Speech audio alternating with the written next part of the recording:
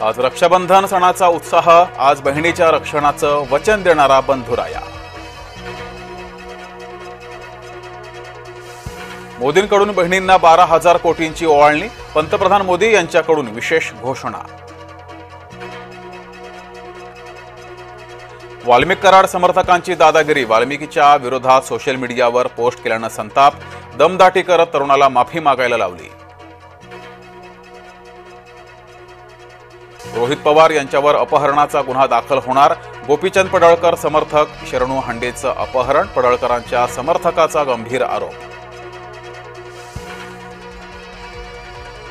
विदर्भासह मराठवाड्यात जोरदार पावसाची हजेरी, अमरावतीतील विरुळ रोघेमध्ये ढगफुटी सदृश्य पाऊस, हिंगोलीच्या सेनगावमध्ये शेतात शिरलं पाणी।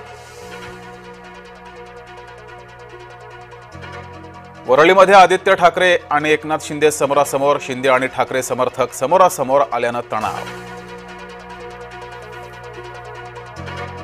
महिन्याच्या शेवटी शांघाय महासंघाच्या परिषदेसाठी मोदी चीनमध्ये, भारत आणि चीनमधील संबंध सुधारण्याची अपेक्षा।